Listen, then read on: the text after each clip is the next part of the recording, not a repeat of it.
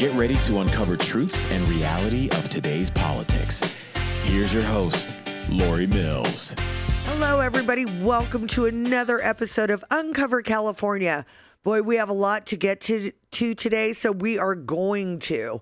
The California fires are raging out of control, and I've said before, this is due to failed Democrat policy. When I ran for the state assembly, Jackie Irwin ran on Lori Mills has Hitler ideology.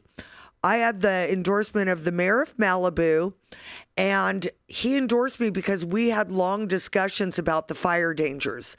We no longer do controlled burns here because of the Coastal Commission.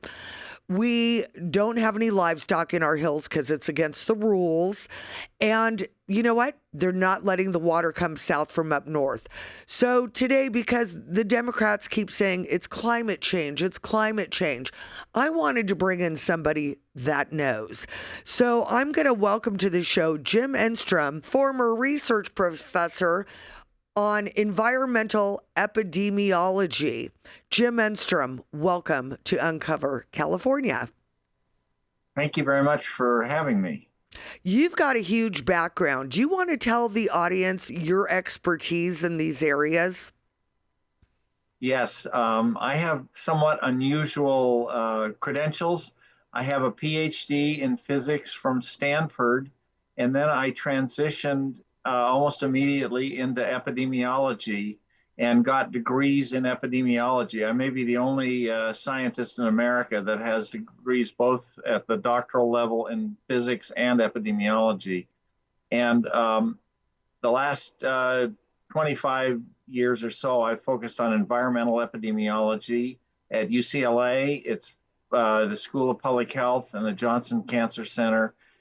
And I've also been involved with a number of other environmental groups that are focused on a more conservative approach and what I believe a more honest approach to environmental matters are. And so that's the short summary of my background. So bottom line, you're more than qualified to discuss this issue. Okay, Jim, what is your take on the Democrats calling this fire and all the fires caused by climate change? Well, this is an example of how California has gone way off track, and this has happened mostly during the 21st century. Before that, there was more sanity in terms of environmental science in California. The way I look at it, and this has been true for centuries, there are four essentials in life: food, air, water, and energy. And what's happened in California is that air, water, and energy have been highly politicized and overregulated. And it's resulted in a climate of regulation that is very destructive to actual human health. This is where you have, I can't go into all the details in the time period today, but what's really happened is that you have the whole education system in California has been distorted so that fear becomes a major factor. And fear is a human emotion that has a lot of impact. And so when you're fearful of something like climate change, then all you hear in California is doom and gloom, then you worry about climate change, and you don't necessarily get alternative perspectives. And especially the University of California that I've been associated with for more than half a century has gone completely to environmental extremism along with other woke policies. And that's something that I'm not going to discuss today, but it has happened. So you're speaking to one of the rare faculty members from the University of California that has the kind of opinions that I do. And Well, this fire is a result of some basic things that have been known in California for centuries, and that is to do proper fire prevention and to have proper water and power so that you can control the fire if it happens. And it turns out that I live in an area just north of UCLA called Bel Air. Bel Air had the greatest fire in the history of California as of 1961. And that was the largest residential fire in California for almost 30 years until a fire in Oakland in 1989. And then subsequently, we've had many worse. The one that we're having right now may be the worst in California history. But what we did is we engaged in proper fire prevention in our community, and there hasn't been a major fire in Bel Air now in over 63 years. okay, And I'm so going to this- cut in. I'm going to cut in really quick because we're going real long on this, and I want to back it up because we have things to unpack there. When the Democrats and Gavin Newsom says this is a product of climate change, I remember when I was a child, and I've grown up here all my life, the fire department used to be allowed to burn up a couple hills to make massive fire breaks, and that doesn't happen anymore. As far as the Palisades fire, one thing that I can say, we didn't have the mass population that area has. What is your take on that? Well, this is again there is over. I mean, there's too many people really packed into the city of Los Angeles, given the infrastructure that exists, and there's also too much in the way of preserving environmental species rather than focusing on human beings. And I agree. The issues like fire breaks and proper maintaining the proper amount of water and energy is not being done. It's not only here in Los Angeles, but it's throughout California, and it's impacted by the extreme environmental regulations that are in place. And most of the people in charge of those environmental regulations do not have training in science. They're largely these days environmental lawyers And activists. and activists like the Sierra Club is one example of something that changed dramatically from the way it was founded by John Muir. So this specifics here, if you want a couple of examples on the Palisades fire, which is close to me. We've been close to having to evacuate. Fortunately, it's gotten only within 4 or 5 miles, and we have not had to evacuate, but it's affected our lives. We're now taking in a victim of one whose home was completely burned down. We've taken her in at our home, but the issue of the reservoirs in the Palisades. This is one where they've mentioned that there were 3 1 million gallon reservoirs that were full, but there was a 115 million gallon reservoir that's been empty for a year. And that reservoir, and it's still evolving. What's wrong, as I understand, that reservoir was due for a covering. The issue is covering the reservoirs. Now, this is where the environmental regulations on water quality come in. And this I went through because there are reservoirs near our home called the Stone Canyon reservoirs, which have been used by the helicopters for the water in the Palisades fire. But the issue on both Stone Canyon reservoirs and the Santa Ynez reservoir is purity of water. They are worried about bird droppings on the reservoir. And this is related to the cover, as I understand. It was because of the problems with the covering of the reservoir. The bird droppings amount to, and this was done in a calculation several years ago, amount to about 2 drops. If you fill up the Rose Bowl with water, it's about 2 drops of impurity in the water in the Rose Bowl.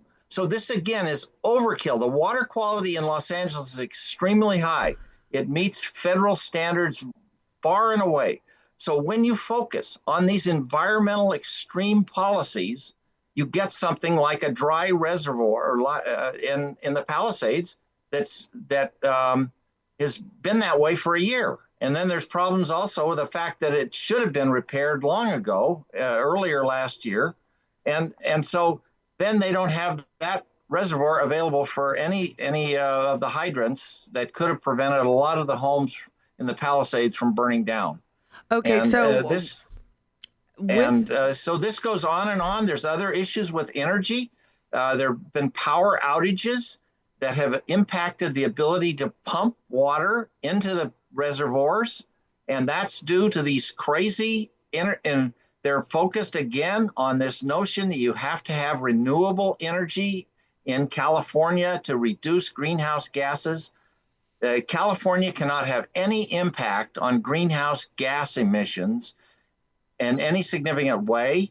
They forget basic elementary school chemistry. Air diffuses across state lines. So whatever California does in the way of reducing greenhouse gas gets immediately wiped out because the air crosses state lines. It doesn't, it's symbolic. It's all symbolic. And yet this focus of our LADWP is on green energy and the Los Angeles Green New Deal.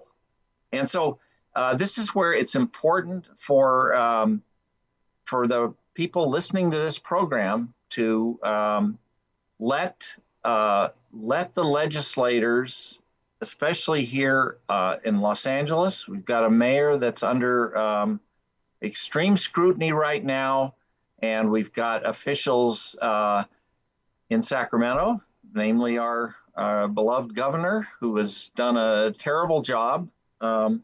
These people have to be put under a real scrutiny and criticism. What they've done is criminal, in my opinion. Wrong. Okay, so there's 2 subjects, and again, I got to roll it back. In 2014, the people of California voted for Proposition 1, which was supposed to be given to build more water reservoirs. Because of the Delta smelt, they're not letting water come south, and nothing has been built. We spent, as taxpayers, $2.7 billion for these new reservoirs that were not built. I'm kind of tired of people letting the state assembly and state senate, the supermajority in Sacramento, off the hook. I know when I was running for office, Jackie Irwin basically said that a lot of land up there in the Santa Monica Mountains would be untouchable, meaning no controlled burns, no forest mitigation. So I hold them liable as well, and we can't let them off the hook. You also got into the grid. Gavin Newsom, about a year or 2 ago, said he wanted us all to go to electric vehicles. Our grid can't handle it. So as you talked about that, what do you see as far as legislation that you've seen move forward? Again, my biggest thing is this disaster, and is climate change something that we are creating, or is it something that they're making money off of? No, look, there has been a warming. If you go a century, we're up, maybe a couple degrees.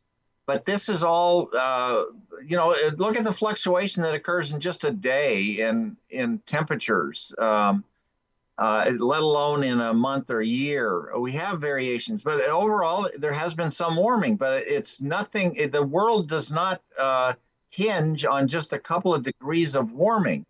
And the exact cause of that is really still under intense debate. It's not clear that this is caused entirely by human beings, and even if it is, it's manageable at this point. And with regard to the legislature, another aspect of this is the economics, and that, in my view, is a way that can turn the California public around, and that is some of the writings of a brilliant lawyer that I've known, named Jennifer Hernandez. Just last week, she wrote something called "Time to Reset California's Climate Leadership," and she's pointed out how environmental regulations have really destroyed so much of the middle class and lower class in California because it's changed the ability to do certain occupations. And she's gone through this with the destruction of her own parents and so forth in terms of their well-being, and many other blue-collar workers. But in this article that she just wrote on January 6th, she pointed out that the assembly leader, Richard Rivas, who's from a rural town of Salinas up in Northern California, is going to make an effort to not have, the way it was put in a quote, and this is when they opened the session, they're not going to have this climate policy on the backs of poor and working people, and they're not going to block housing and infrastructure projects unnecessarily. And they want to understand the economics of this better, because it's really, even though this fire in the Palisades was in a very wealthy area, the overall impact of these climate policies has really hurt the middle class and the poor in California.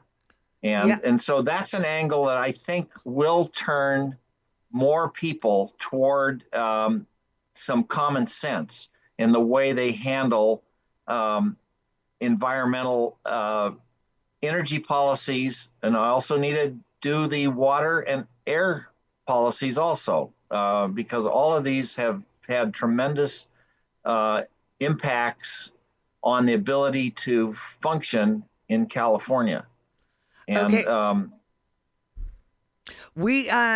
I lived through the Woolsey fire, burned right across the street from my house a few years ago. And that's when the insurance companies started leaving the state, because there were people that bought their house in the 70s. They were valued at, $300,000-$400,000, and some of these homes are worth up to $2 million now. So when the Woolsey fire burned, a lot of these homes were destroyed, and the insurance companies went to the insurance commissioner and said, "Hey, we need to raise rates or we can't cover the cost." Our state legislature, Gavin Newsom and Commissioner Lara, said no. We are not going to allow you to raise the rates. So guess what happened? Nationwide left. A bunch of insurance companies left. And now we're stuck with the Cal Fair plan, which I don't think is going to be able to cover the amount of damage. Being in the real estate industry, I can tell you regular low percentage of inventory is 25%. We are now at 1.29%, and we do not have 13,000 homes for all of these people that lost their homes. This is a apocalyptic tragedy. And again, I don't think that it's caused by climate change. As a matter of fact, I've heard climate change most of my life. We heard about global warming. We heard about the coming ice age. Al Gore was so worried about the polar ice caps melting that he bought a $14 million house on the slopes of Telluride. Obama was so worried about climate change, he bought a $16 million house on the beach in the Hamptons. So what is it? Do they believe this or not, or are they profiting off of it? In your opinion, Jim, what's a bigger threat to America right now? Nuclear war or climate change? Well, it's nuclear war. That's that's something that the Chinese and the Iranians and the Russians are all capable of engaging in. I think now what they're doing, rather than total destruction, physical destruction, what they're doing is they're destroying the educational system in America and infiltrating the country, especially the Chinese, in many devious ways. And this is where it's going to take better understanding. And you're absolutely right. It's up, in my view, it's up to the middle class, especially the Hispanics, who are a really growing portion of California, to understand how they're being misled by people, by well-paid professors at the University of California. The standard of living of these professors is very high. They don't relate to middle class and lower class blue-collar workers. And yet they put out these pontifications and back up the governor. And so we have a real chance now with starting January 20th, we have a chance for real reform here. And whether it happens, it's a necessary to have the people that are most impacted speak up. So people in this audience need to speak up. You need to contact Assembly Speaker Rivas and tell him to focus on the economics of these radical policies, especially now that we might have the greatest disaster in California history, a fire disaster just happening right now. And stop the notion that the world is coming to an end because of climate change. And so this is it's a real opportunity. Whether it happens or not, again, it depends. You have probably a very sophisticated audience, but it's very necessary for them to speak up. And I'd welcome them to contact me if they're interested. Maybe you could post something on my contact information, because there's a network of people that they need to hear from, like the Jennifer Hernandez. Also, Victor Davis Hanson is one of the most brilliant men in California. These are California-based people. There are others. We have now we have a Nobel laureate who is from California who is speaking out against the climate alarmism. Other brilliant scientists are doing this. The problem is they're just not heard by the major media, and they need to be heard and understood better. And, I agree. I agree. The thing that concerns me is with this Democrat supermajority, their donors are these environmental groups. And I think that they're making a heck of a lot of money off fear. And they're making a heck of a lot of money off telling everybody if we don't change the climate and we don't do what our lobbyists and the corporations want, that are pushing these extreme policies that are handicapping and destroying our state. That's a problem I see right now, because we can have Gavin Newsom fired or resign, but as long as we have a supermajority in the state assembly and Senate, they're going to keep pushing these woke policies. In your opinion, how can we change this? How can we change their minds to put the people of California before their political donors? Well, we'll have to see if we can have. There was movement in the 24 election. We had tremendous movement in several counties. Mostly, they're all inland counties, but the San Joaquin Valley, Riverside County, San Bernardino County voted majority for Trump. And we have sort of a divide. There's also an effort called New California, but it requires people, even if they're not directly impacted right now, and that's probably a lot of your listeners, they must take this.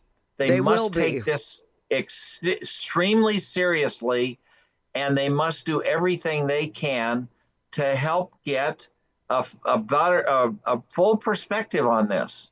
I'm not saying that I'm 100% right, but I'm saying that my perspective has been basically silenced.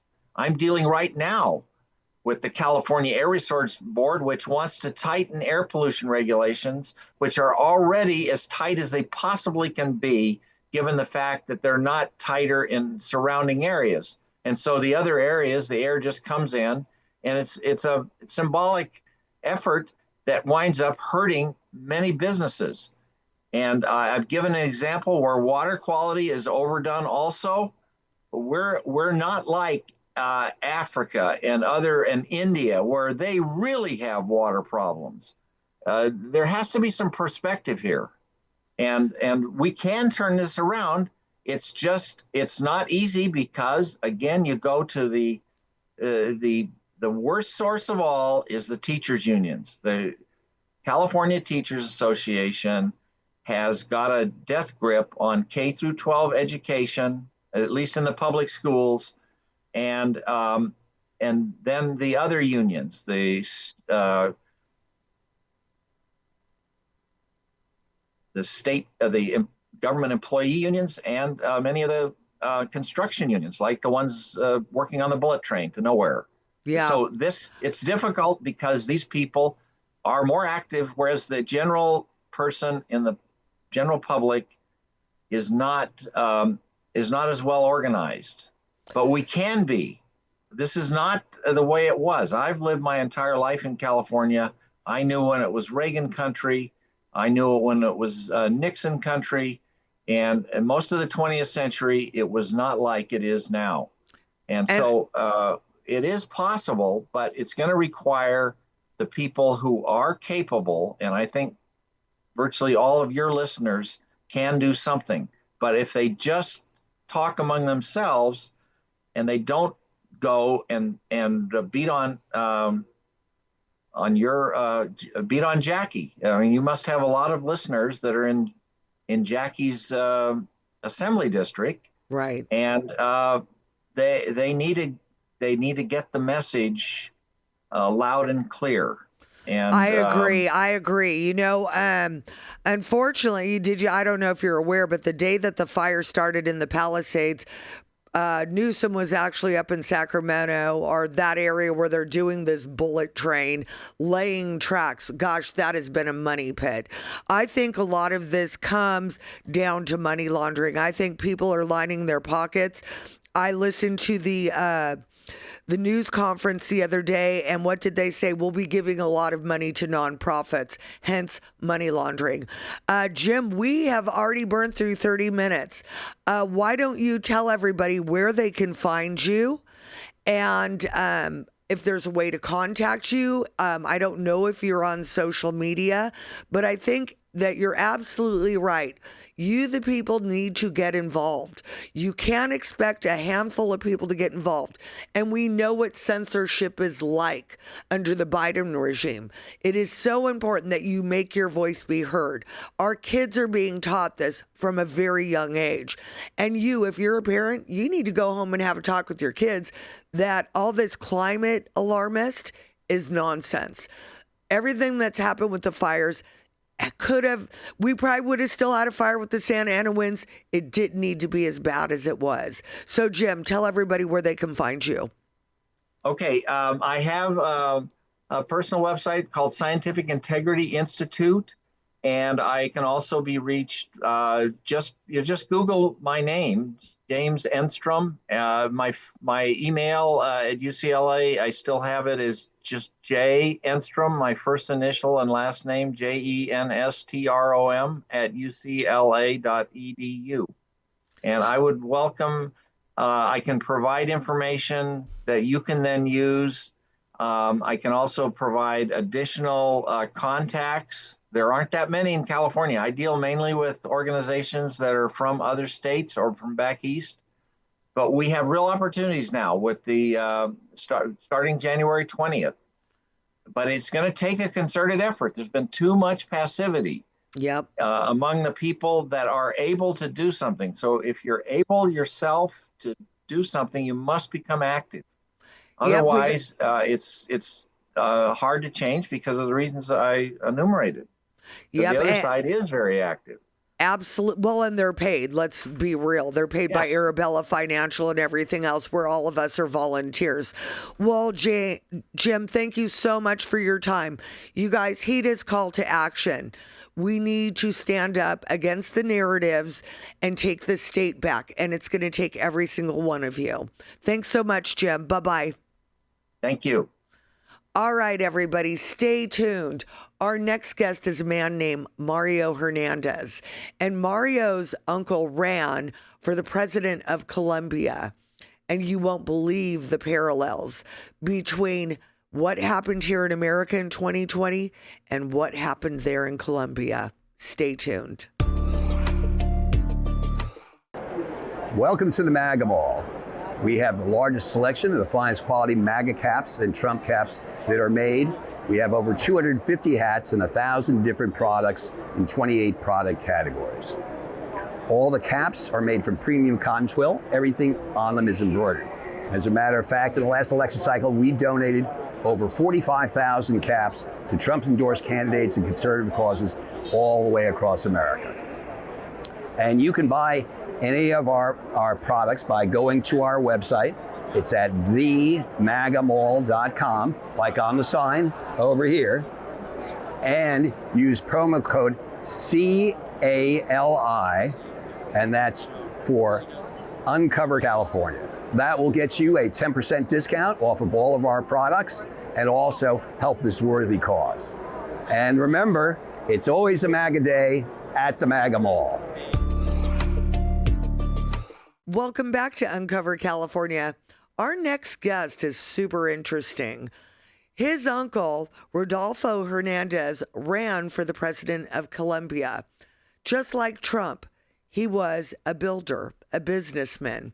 And there's a lot of parallels there. So I'm going to go ahead and bring his nephew in, Mario Hernandez. Welcome to Uncover California. Thank you, Lori. So tell us about your uncle and the journey that he took and the parallels that you saw between him and Donald Trump. Okay. So our family, the Hernandez family, is from a city called Bucaramanga in the country of Colombia. My uncle, my father, and my other two uncles are all civil engineers, and we're all builders. My uncle, out of all brothers, is the one that is more noticeable throughout the city. We're all building, raised an empire of construction, building over 50,000 homes in this city called Bucaramanga. He got fed up with the corrupt government that has been long-lasting as you know, in South America, it's rampant. But he got fed up, and one day to another, he decided that he was going to run for our city's mayorship. So out of the blue, he got a couple of social media managers, and he started running his campaign from his apartment and started getting traction, started talking to the people via internet, and without a single vote, without investing more than probably $10,000 into his campaign, he was able to win the mayorship of Bucaramanga. So he becomes mayor, and in 2000, he becomes mayor in 2013. And he wins one of the countries, the third biggest country in Colombia, the third biggest city, in Colombia. He wins the mayorship, he wins the mayor office, and he becomes the country's most notable mayor because being that he came from a corporate, private business life, he treated the government, the local government, as so. So he got rid of a bunch of red tape. He got rid of a bunch of people that weren't needed to function at its best. Actually, when you have more people in government, government tends to not do a better job when there's a lot of people. So he was able to get a lot of people out. He was able to confront the corrupt council of Bucaramanga. And after the 4 years of work, he was voted best mayor of Colombia, best budget handle of Colombia, best investments in Colombia, in Bucaramanga, out of all the mayors of Colombia. So he skyrocketed in fame back then, and just being the third biggest city's mayor, right when he finished his office, everyone was telling him, why don't you run for president? Why don't you run for president? Why don't you run for president? And that's exactly what he did. So after he was mayor, he started working his campaign based on truth, no corruption, and having an efficient government. He didn't have any kind of political backing. He was never a politician before he became mayor.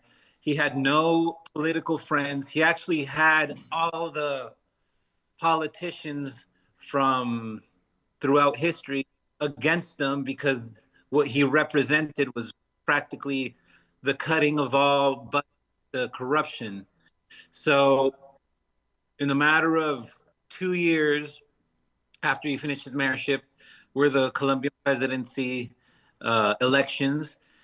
And at the beginning, there was like 6 or 8 candidates, which all of them, except him, were from the traditional political genre in Colombia. And all of them spending huge amounts of money in their campaigns. He actually became second runner-up to the Colombian presidency with less than $1 million in his campaign. Wow, that's crazy. You know, the interesting thing is, I know here, the bigger the government gets, the more bureaucrats are basically pocketing a lot of money. What is Colombia's government like? What was it about the Colombian government that made your uncle stand up and run for president? And who's in charge now? Well, as history proves it, in South America in general, the corruption is the daily bread of governments. So he was fed up with that because he became a real estate magnate based on handling his company efficiently with a goal in mind. So he started talking to the people via internet to express that the government had to be run like a corporation, like a private corporation. So everyone got on board. Even the traditional politicians were seeing him as a big problem because he had no kind of political machinery, no kind of purchase of votes. He didn't have any kind of big political party backing him up. He was just by himself. So he was able to gain Colombia's votes. He got up to 10,500,000 plus. And he lost against the first ever strong left-wing government, which his name is Gustavo Petro. He is an guerrilla member. Can you say that again? We broke up for a second again. What is his name? His name is Gustavo Petro. He is an ex-M19 guerrilla member. And when he supposedly left the guerrilla, he's a 45-year-long career of politicians. So he was a senator, he was a mayor, he had all kinds of political involvement before he became president right now. It was actually his second presidential campaign that he was running on, because the prior Colombian presidency, he also lost. So my uncle went through the whole experience of going through the highest seat in our country without a single dime put into uh, lobbying, put into getting other politicians involved. He did it all by himself with his own capital. So he had not. He would rejoice of saying that he wouldn't owe, if he would get the he wouldn't owe anyone a dime. Therefore, he could execute the plans that he had, which were making the government efficient and eliminating all that corruption down there. Okay, so tell me about the corruption. You said that this man's a gorilla. We're in America. A lot of my audience are going to be like, what's a gorilla? Do you want to get in a little bit about the corruption and what a gorilla is?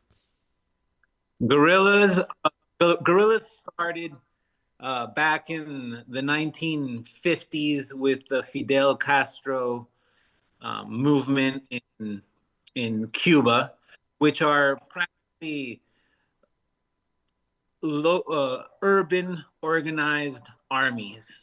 That is people that gather together and decide to, go against the government and arm themselves and have some kind of military background to it and just go against the people. And the M19 is, Colombia has two big guerrilla groups, which is M19 and ELN, which ELN kidnapped my grandfather, kidnapped my uncle Rodolfo's daughter and killed her. So he was very fueled to go on and fix Colombia. He had a lot of personal reasons to try to make his country good. So what's the difference? What's the difference between a cartel and a guerrilla? Cartels are organized crime that have just money as a goal, sell their drugs, get the money, and that's it. And people now, and people. The guerrillas have a supposed liberation army that is fueled by political backgrounds and political opinions. Cartels are not really involved with any kind of politics. They just have the drug and the as their flagship. So, but there's a big difference to Colombian guerrilla in compared to Cuban guerrilla, Venezuelan guerrilla. The thing with the Colombian guerrilla is that they are quasi cartels. That's why they have so much money. If you compare Cuban guerrilla, Venezuelan guerrilla, or back then in Peru, which the guerrilla the name was Sendero Luminoso. They were a guerrilla that were backed by extortion, prostitution, local crime, and private funds.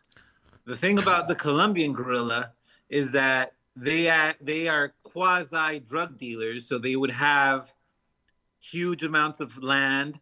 They would cultivate cocaine, export it, and get all the revenue. So they were the richest guerrilla out of all, that's for sure, in history, because they were funded like they were a cartel. And a lot of the guerrillas that nowadays exist were partners in crime with people like Pablo Escobar, the Medellin cartel. Right. So it seems to me that the guerrillas in Colombia, I will ask you, are they communists? Because you mentioned Fidel Castro. However, we know now, because of our open border here in the United States, children from Guatemala are disappearing. Children are disappearing all over South America and brought to America for sex trafficking. They're sex trafficking children and women. And a lot of the migrations come up from there. It sounds to me like these guerrillas are kind of the bosses of the cartels, if you ask me. Am I misunderstanding you? Well, the guerrilla, ever since Pablo Escobar died and got shot and all that, everything got micromanaged by different cartels and different guerrillas. And by that time in the mid 90s, the guerrilla was so in cahoots with the cartels that they just learned the business. So having in mind that the cartels had a somewhat more, even though it sounds crazy, they were a little bit more, I guess, community driven. The guerrillas don't care. They're all communists. They all have a Marxist theory behind them, be it what it may. But they just learned the drug trade business and got into everything else from extortion that they already had. And now with the open borders, I personally know of various cases. My wife's cousin, her name is Jenny, and she's from a city called Armero. And Armero, in the late 90s, they had a huge earthquake. If you guys look it up, they had a huge earthquake, and there was so many people devastated, and there was so much mayhem at the time that her 4 children, she wasn't dirt poor or anything. There's a lot of people in South America that live in the countryside that are not poor. They have their good meals, they have an all right house. But when a devastation like that happens, everyone just runs for the hills and tries to get the some kind of cover. And her and her 4 children were running up to the hills, and American labeled aircraft, helicopters, would start picking up the children, and with a megaphone start telling them, "We're picking up the children, picking up the children, picking up the children." And they picked up her 4 kids, and she never saw them again. Okay, so let's back that up. Wait. You're telling me that U.S. helicopters would go into Colombia and pick up your children, and then you'd never see them again? Yeah, I'm not saying U.S. military exactly. They would be labeled with American nonprofit organizations. Oh, the NGOs. They're NGOs. Yeah, Those are the ones that are making all the money on human misery right now. Yeah, but they've been doing that for years. I mean, this was in the 90s. They've been doing that for years. She lost her 4 kids. She, with all the aid and everything, she tried to look for them. And her case, there's a whole community, there's a whole group of moms that have gathered together in Colombia. There's various groups that have lost their children in natural disasters, not knowing what happened, and being picked up by helicopters. That's for sure. Wow, this is crazy. So your uncle didn't win the election, and this guerrilla man did. And so basically your country's been taken over by communism.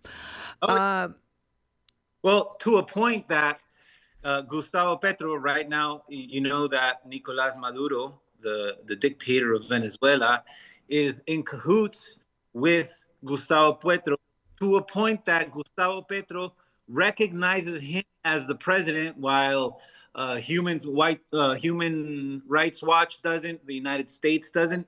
Even left-wing countries don't recognize him as the true winner of the elections, which is Chile. Chile is left-wing right now. The President Boric publicly stated that Nicolás Maduro is a dictator and that he wasn't backing him up.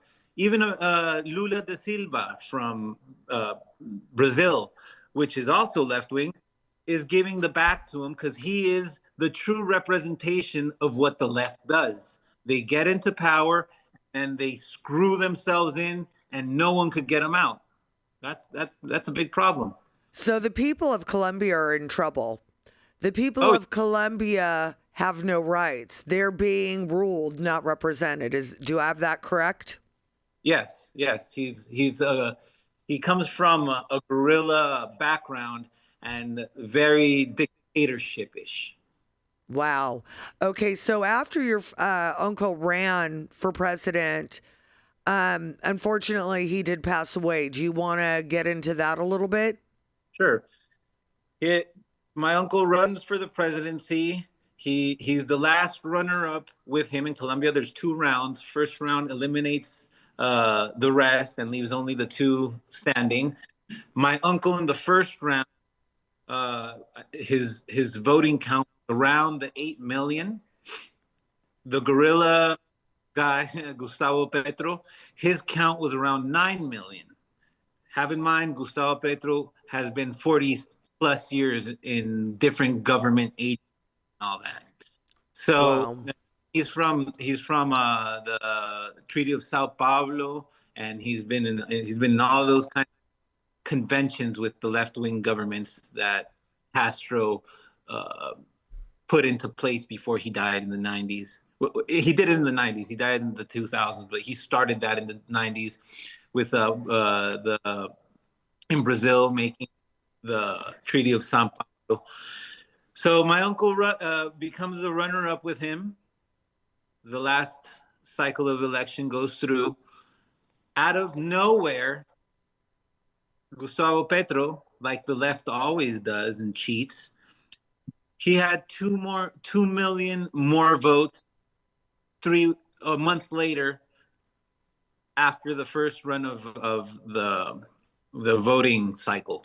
Oh, that's weird because that happened here in 2020 where they took mass mail-in voting nationwide, and now we have about 15 million votes that appeared in 2020 are magically gone today. I still think Donald Trump won 2020, not backing down. Yeah. Do you think that your uncle won that election and they stole it from him? Oh yeah. It's as simple as this.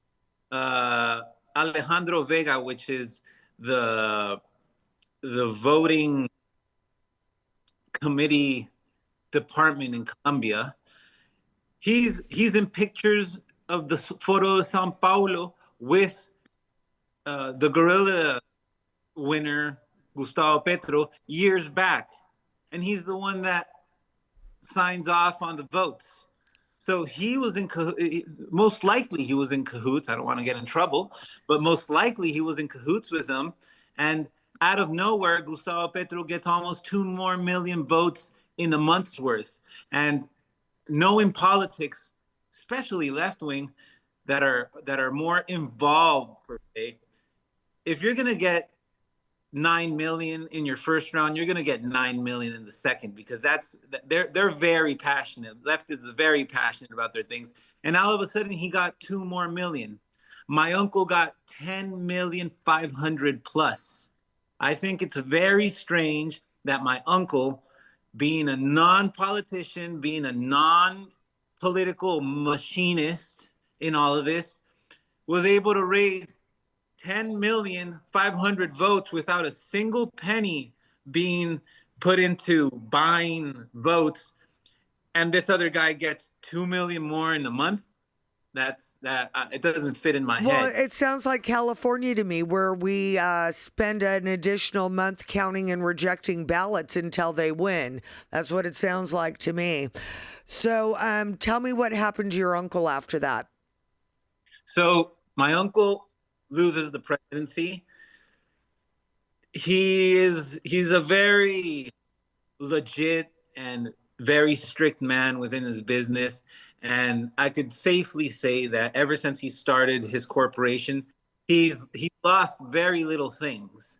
So the fact that he went through this whole political scenario with a straight mind, with no kind of corruption, with not receiving money from the typical cartels, the other politicians, the other impresarios that are lobbying the situation. He used his own money, and he would state it at all times. He said, I'm using my money so that if I win, I could execute all the plans that I have.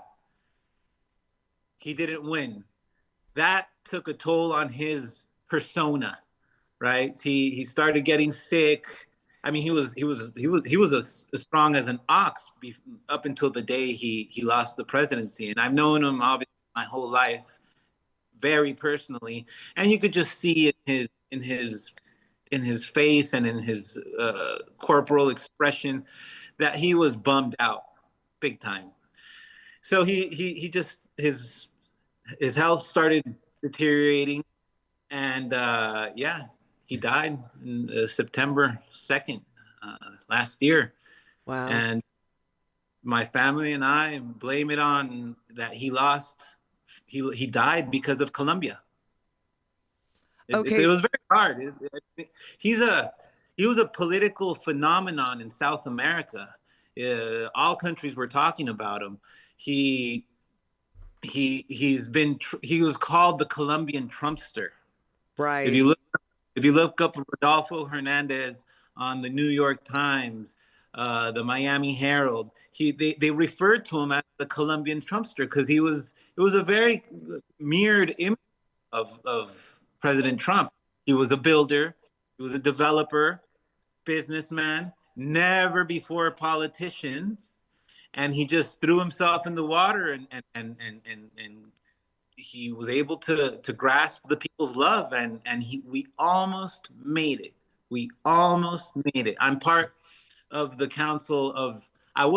council in the presidential run, and now I'm part of the council in the political party that he left behind. Well, that's great. Well, we have run through 30 minutes super quick. So we've got about 3 minutes. What now? What now? Well, most likely, there's due to double militancy, the mayor of Bucaramanga, which that's where our family's from, was just taken out of office, and there's an opportunity that we could have someone in office again in that town to kind of revamp my uncle's traditions and flagmanship of what he wanted to do in the country. So hopefully we could get back into a political position, because we lost, and since we have no political machinery, it was just like we lost and everyone just went home. It's not like we had a party with congressmen, with a bunch of this, with a bunch of that. We just lost and went home. Well, that needs to change. It definitely needs to change. And I'll just keep my mouth shut until hopefully I hear something very soon. Where can people reach you, Mario? Well, you could reach me at...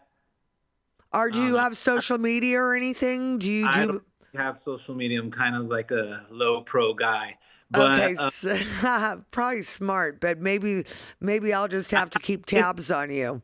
I'm old like that. I have a Facebook. It's Jorge, Jorge, Mario, Ario, Hernandez, Hernandez, Mantilla. That's my second last name. In Colombia, it's very popular to always use your second last name too. Mantilla, Mantilla. So I'm on Facebook if someone wants to reach out to me and talk about whatever. And thank you for your time, Lori. Well, I really appreciate you coming on, and I'm excited to see what the future brings with you, sir. Okay. So all right. Bye. Hope everyone gets my story into their head and stop voting left. It's never been a good idea. Yeah, well, 6 days and President Trump is back in office. Thanks so much, and I'll see you later. Bye, Lori. Bye. Okay, everybody, that's our show for this week. 6 days and President Trump is back. I am so excited. It's time for Law and Order again. If you missed Pete Hegseth's confirmation hearing this morning, the man was incredible. And the left, of course, you're a sexual predator. You're not a perfect person. And I'll tell you what, he slayed it. I can't wait. As a mom of a Marine, I want him in charge of the Pentagon. So 6 days, guys, and this nightmare hopefully will be over. We'll see you next week. Bye.